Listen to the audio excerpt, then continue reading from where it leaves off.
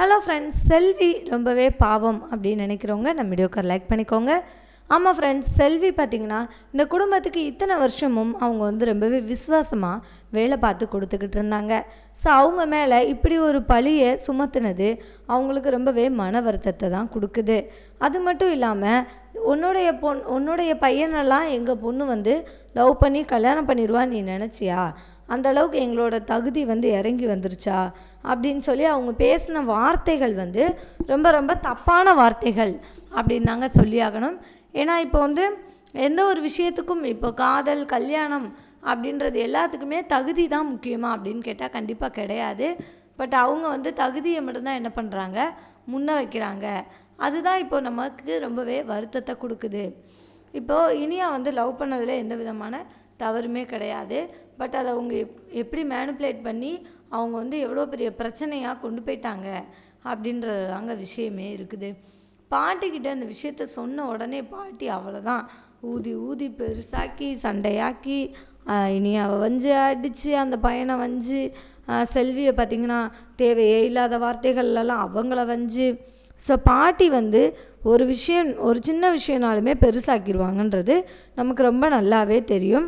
So Gopinath முதல்ல இந்த விஷயத்த வீட்டில் இருக்கிற அத்தனை பேர்கிட்டையும் சொல்லாமல் கண்டிப்பாக பாக்கியா கிட்ட மட்டும் பர்சனலாக அவர் இந்த விஷயத்த கலந்துட்டு அதுக்கப்புறம் என்ன பண்ணலாம் அப்படின்ற முடிவை எடுத்ததுக்கு அப்புறம் குடும்பத்தில் இருக்கிற அத்தனை பேர்கிட்டையும் சொல்லியிருந்திருக்கணும். ஸோ இவங்க என்ன சொல்கிறாங்க அப்படின்னா, ஆரம்பத்தில் இவர் எல்லாருக்கிட்டையுமே சொன்னது ரொம்ப ரொம்ப தப்பு.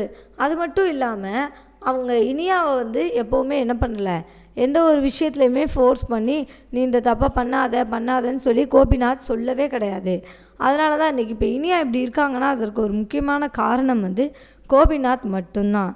ஸோ சொல்லப்போனால் இனியா ஒரு உருப்படியான விஷயம் பண்ணியிருக்காங்க அப்படின்னா அது ஆகாஷை லவ் பண்ணது மட்டும்தான். இந்த ஒரு விஷயத்தில் தான் இனியா கோபிநாத்தோட பொண்ணாக நடந்துக்காமல் நார்மலாக ஒரு மனுஷியாக என்ன பண்ணியிருக்காங்க, நடந்திருக்காங்க.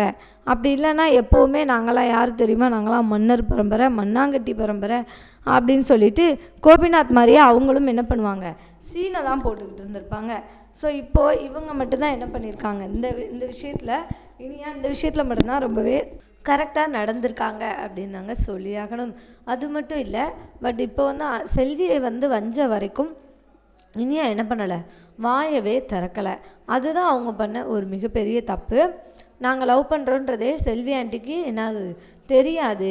ஆனால் நீங்கள் என்ன பண்ணணும், இப்போ இந்த விஷயத்தை அலசி ஆராயணும். நாங்கள் 2 பேரும் தான் லவ் பண்ணோம், அதற்காக நீங்கள் செல்வி ஆண்டியை திட்டுறது எந்த வகையிலையும் நியாயமே கிடையாது அப்படின்னு சொல்லி இனியா புரிய வச்சுருந்துருக்கணும். பட் அவங்க குடும்பத்தில் இருக்க அத்தனை பேருக்கும் தெரிஞ்சிருச்சு அப்படின்ற பயத்திலே என்ன பண்ணிட்டாங்க, எந்த ஒரு விஷயத்தையும் அவங்க சொல்லவே இல்லை. ரொம்பவே அமைதியாக இருந்துட்டாங்க. ஆனால் ஆகாஷை லவ் பண்ணவே இல்லை அப்படின்றதையும் அவங்க சொல்லவே இல்லை. அவங்க இப்போதைக்கு மௌனமாக மட்டும்தான் இருக்காங்க. ஸோ பாக்கியாவும் என்ன பண்ணுறாங்கன்னா மௌனமாகவே மட்டும்தான் இருக்காங்க. பாக்கியா இப்போ வரைக்கும் எந்தவித ரியாக்ஷனும் கொடுக்கவே இல்லை. எதற்காக அப்படின்றது நமக்கு இன்னும் புரிய வரல. ஏன் அப்படின்னா பாக்கியா என்ன நினைக்கிறாங்க அப்படின்னா, இப்போதைக்கு இந்த பிரச்சனையிலேருந்து என்ன பண்ணணும், சீக்கிரமாக 2 பேரையும் வெளியில் கொண்டு வரணும்.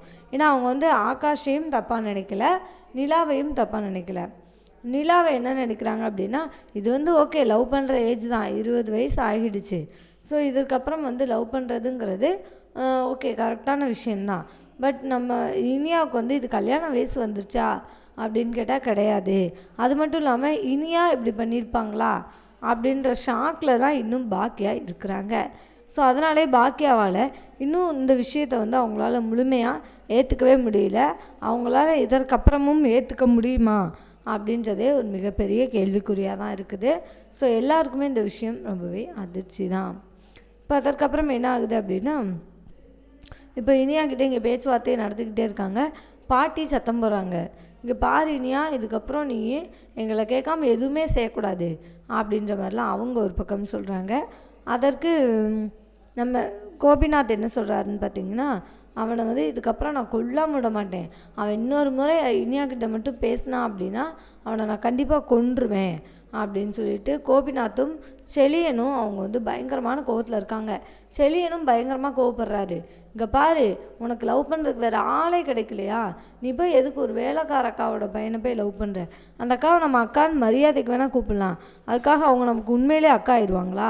அது மாதிரி தான் நம்மளுடைய தகுதி என்ன, அவங்களுடைய தகுதி என்ன? இனியா நீ இப்படி ஆயிட்ட அப்படின்னு சொல்லி அவர் வந்து ரொம்பவே கோவப்படுறாரு.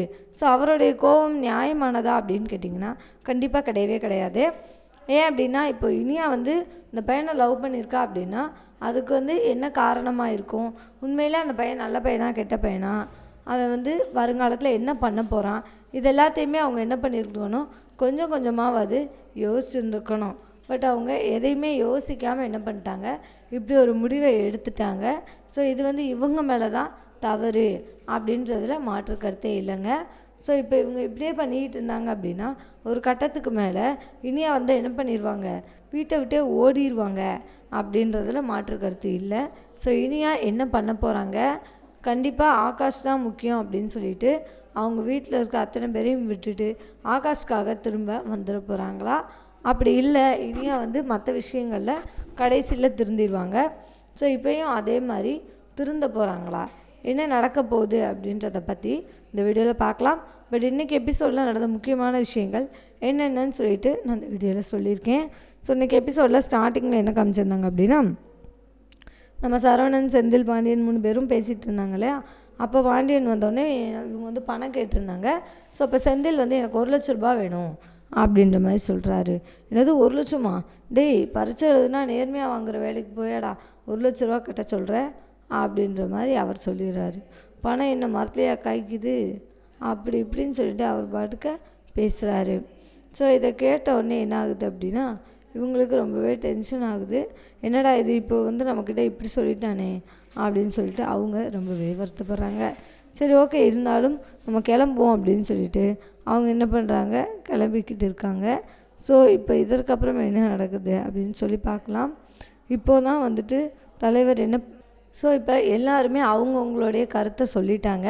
கோபிநாத் ஒத்துக்கவே இல்லை, என்னால் ஒத்துக்க முடியாது அப்படின்றதுல கோபிநாத் ரொம்பவே தீவிரமாக இருக்கிறாரு. அதே மாதிரி தான் செழியனுக்கு அப்படியே அவங்க அப்பாவுடைய குணம் தான் அப்படின்றதுனால செழியனும் என்ன பண்ணலை, இதை ஏற்றுக்கவே இல்லை. செழியனும் ரொம்பவே டென்ஷனாக இருக்கிறாரு. நீ போய் எப்படி ஒரு வேலைக்கார அக்காவோட பையனை போய் லவ் பண்ணலாம், அதை நினச்சாலே எங்களுக்கு அசிங்கமாக இருக்குது அப்படின்னு சொல்லிட்டு இவங்க ஒரு பக்கம் பேசுகிறாங்க. ஸோ இப்போ ஃபைனலாக என்ன தான் நடக்க போகுது அப்படின்றத நோக்கி தாங்க எபிசோட் நகரப்போகுது. ஸோ என்ன நடக்க போகுது அப்படின்றத நம்ம வெயிட் பண்ணி பார்க்கலாம். ஸோ இப்போ இவங்க வீட்டில் இருக்க அத்தனை பேரும் பிரச்சனை பண்ணுறாங்க அப்படின்னா கண்டிப்பாக என்ன ஆகும், இவங்களுக்கு உயிருக்கே ஆபத்து வர்றதுக்கான வாய்ப்புகள் அதிகமாகவே இருக்குது. ஸோ இவங்களை கொன்னதுக்கப்புறம் நம்ம ஜெயிலுக்கே போனாலும் என்ன அப்படின்னு சொல்லி நினச்சி கொலை பண்ணுறவங்க எத்தனை பேர்த்துக்கு மத்தியில் தான் என்ன பண்ணுறோம், நாம் இருக்கிறோம். ஸோ அதனால தான் இவங்களுக்கும் அந்த பயம் வருது. ஸோ என்ன நடக்க போகுது அப்படின்றத நம்ம வெயிட் பண்ணி தான் பார்த்தாகணும். ஸோ இருந்தாலும் இப்போதைக்கு என்ன நடக்க போகுது அப்படின்னு சொல்லி பார்த்திங்கன்னா, இப்போ இவங்க சொல்கிற விஷயம், அதாவது பாக்கியா வந்து ஒரு விஷயம்தான் சொல்கிறாங்க. அவங்க இப்போதைக்கு எந்த ஒரு பிரச்சனையும் இல்லாமல் இந்த பிரச்சனைகள் நல்லபடியாக முடிஞ்சால் போதும் அப்படின்றது தான் பாக்கியாவுடைய எண்ணம். பாக்கியாவை பொறுத்த வரைக்கும் அவங்க வந்து இனியா வந்து நம்ம ஆகாஷை லவ் பண்ணுறது அவங்களுக்கு பிரச்சனை கிடையாது. ஆனால் 20 வயசில் அவங்க லவ் பண்ணுறதே பாக்கியாவுக்கு பிரச்சனை தான். இது வந்து ஒரு அஃபெக்ஷன் வர ஏஜ் தான். பட் இனியா வந்து இப்படி போவா அப்படின்னு சொல்லிட்டு பாக்கியா நினைக்கவே இல்லை அப்படின்றதுனால அவங்களுக்கு கொஞ்சம் ஷாக்கிங்காக இருக்குது. ஸோ இந்த ஷாக்கிங்லேருந்து வெளியில் வந்ததுக்கு அப்புறம் கண்டிப்பாக பாக்கியா வந்து ஒரு சரியான பதில் எடுப்பாங்க, ஒரு சரியான முடிவு எடுப்பாங்க. அவங்க எடுத்த முடிவை தான் நிறைவேற்றவும் செய்வாங்க. ஸோ இப்போ கோபிநாத் என்ன சொல்கிறாரு அப்படின்னா, இந்த பிரச்சனைகள்லாம் அதிகமாக மூக்க நுழைச்சிக்கிட்டே இருக்கிறாரு. ஸோ பாக்கியாவுக்கு ரொம்பவே கடுப்பாயிடுது. பாக்கியா என்ன சொல்லிடுறாங்க அப்படின்னா, இங்கே பாருங்கள், இதுக்கு முன்னாடி வந்த எல்லா பிரச்சனைகளையும் நான் தனியாகவே சமாளிச்சிருக்கேன். நீங்கள் தயவுசெய்து வீட்டை விட்டு வெளியில் போயிருங்க. என்னோட இந்த பிரச்சனைகள் எல்லாத்தையும் என்ன பண்ண முடியும், என்னால் பார்த்துக்க முடியும் அப்படின்ற மாதிரி அவங்க வந்து பாக்கியா என்ன பண்ணிடுறாங்க, சொல்லிடுறாங்க. ஸோ என்ன நடக்க போகுது அப்படின்னு சொல்லிட்டு எல்லோரும் வெயிட் பண்ணி பாருங்கள். ஸோ தேங்க்யூ ஃபார் வாட்சிங். இந்த வீடியோ உங்களுக்கு பிடிச்சிருந்துச்சுன்னா மறக்காமல் லைக் பண்ணிக்கோங்க. நம்ம சேனலை நீங்கள் இன்னும் சப்ஸ்கிரைப் பண்ணலையா, மறக்காமல் சப்ஸ்கிரைப் பண்ணிக்கோங்க. கூடவே பக்கத்தில் இருக்க பெல் ஐக்கானையும் கிளிக் பண்ணிக்கோங்க. இனியாக செய்கிற விஷயங்கள் சரி ஓகே தான். இப்போ ஒரு பணக்கார பொண்ணாக இருந்தாலும் ஒரு ஏழை பையனை, அதுவும் வீட்டு வேலை பார்க்குற பையனை லவ் பண்ணுறா அப்படின்னா அது ஒரு பெரிய விஷயம்னு நினச்சிங்கன்னா கண்டிப்பாக நம்ம வீடியோக்கு லைக் பண்ணிக்கோங்க. ஸோ அவங்க செய்கிறது தவறு அப்படின்னு நினச்சிங்கன்னா அதையுமே கண்டிப்பாக கமெண்ட் பாக்ஸில் சொல்லுங்கள். தேங்க்யூ ஃபார் வாட்சிங்.